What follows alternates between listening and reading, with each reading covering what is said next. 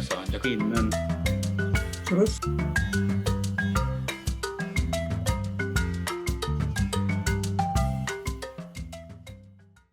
이제 최근에 나온 마이클 샌들이라든가 뭐 메리토크라시 능력주의라는 개념을 최초로 만든 마이클 영이라든가 아니면 뭐 스티븐 맥라비 이런 능력주의 신화라는 저서를 쓴 이런 사람들의 경우에는 능력주의 자체가 상당히 문제가 있다라는 입장이거든요. 네.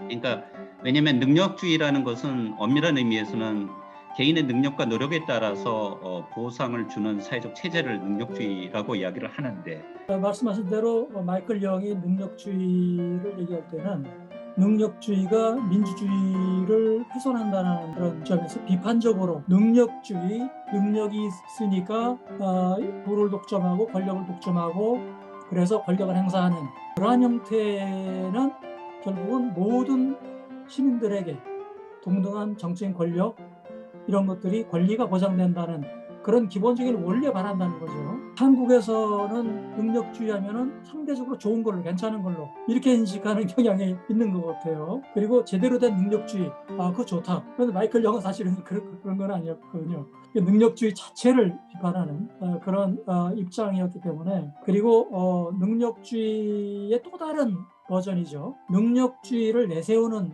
사람들이 내세우는 마이클 영과는 다른 입장에서 능력주의, 능력과 실력에 따라서 보상받는 거 당연하다. 이 미국에서 받아들여지는 능력주의죠. 메리토크라시. 근데 그걸 비판하는 사람들은 사실은 그 능력이라는 것은 개인의 것이 아니라 부모로부터, 가족으로부터, 가족 배경의 산물이지 개인의 산물이 아니다라는 거죠. 실질적인 허구적인 능력주의라는 거죠. 그래서 베르 브루데 같은 학자들도 사실은 결국은 어렸을 때 여러 가지 가정 환경 자체가 문화적으로 또 사회적으로 많은 변화를 만들어내고, 그런 요즘에는 경제학자들까지 그걸 인정해요. 그래서 주로 이 빈곤 층과 중산층 자녀들을 뭐 0세부터 4, 5세까지 연구한 학자들은 그 나이 때 이미 사용하는 어휘 수가 달라진다는 거예요. 다만 한국 사회에서 이제 이 학력의 문제가 불공정과 부정의의 지평으로 이렇게 그 인화되는 가장 중요한 이유는 한국 사회는 아마 전 세계에서 가장 강고한 학벌 사회의 모습을 보이고 있기 때문입니다. 그러니까 물론 세계 대부분의 나라들에서 명문대학이 존재하고요. 학력의 격차가 있어요. 청년들에게 명문대학이 존재하고 뭐 그런 거죠.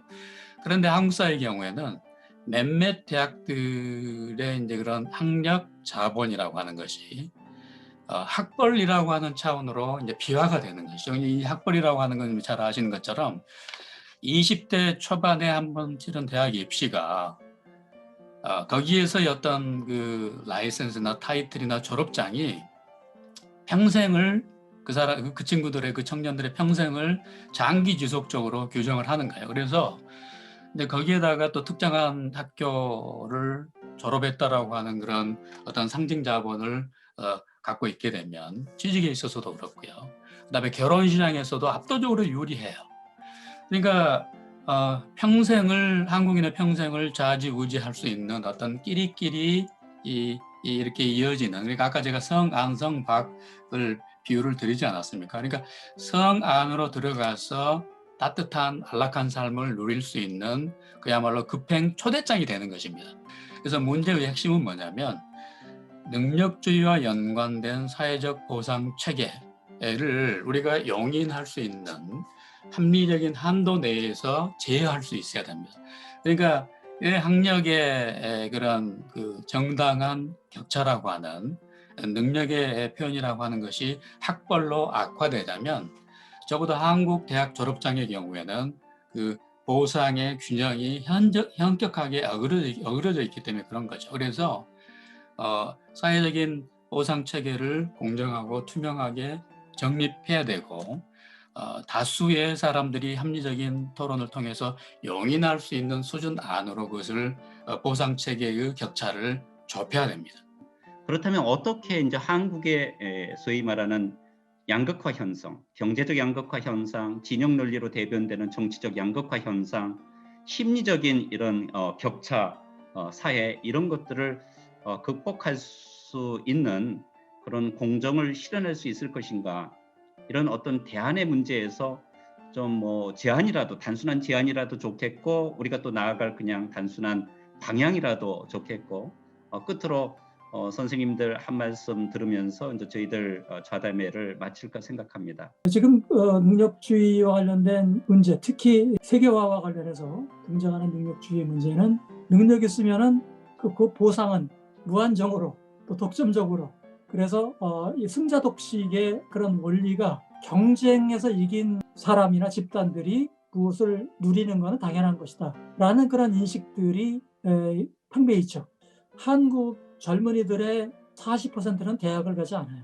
그런데 청년 세대 하면은 당연히 대학을 나온 혹은 대학에 다니는 사람들, 청년들이라고 인식이 될 정도로 우리 사회에는 상당히 하나의 이미지로 만들어진 어떤 사회 혹은 집단에 대한 이미지가 지배하고 있어요. 그래서 능력주의에 관한 담론도 그렇고, 그 다음에 학벌 담론도 그렇고, 그러다 보니까 실질적으로 소위 말하는 잘 나가는 집단, 잘 나가는 청년, 그런 논의로 자꾸만 논의가 집중되는 것 같아요. 존 롤스의 주장 중에 하나가, 그러면은 정의로운 사회는 무엇인가를 얘기를 할 때, 정의로운 사회는 잘 나가는 사람이 정말로 모든 걸 누리고, 부를 누리고, 명예를 누리고, 뭐 비행기 타고 해외여행을 하고 그런 것이 아니라, 그야말로 그 사회에서 상대적으로 불리한 위치에 있는 사람들이 얼마나 잘 대접을 받는가, 소위 말하는 맥스민이라고 하는 그런 원리가 작동하는, 그래서 상대적으로 많은 사람들의 주목의 대상이 되지 못하고 담론에도 떠오르지 못하는 그런 많은 사회 집단들이 있죠.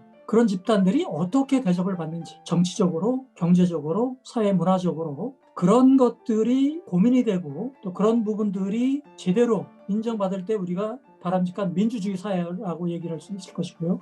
교육을 통해서 그 다음에 사회로 갈수록 더더 갖게 되는데, 저는 그래서 오랫동안 헌법개혁운동을 전개하면서도 권리조항에서 가장 먼저 바꿔야 될 걸 교육조항이라고 했습니다. 다른 조항은 어떤 유보 조항이 없습니다. 교육만 능력에 따라서 교육을 받을 권리라고 능력에 따라 넣어놨습니다. 유감스럽게도 이것은 가장 반평등적이고 반인간적인 조항이고, 이것은 있을 수 없는 헌법 조항입니다.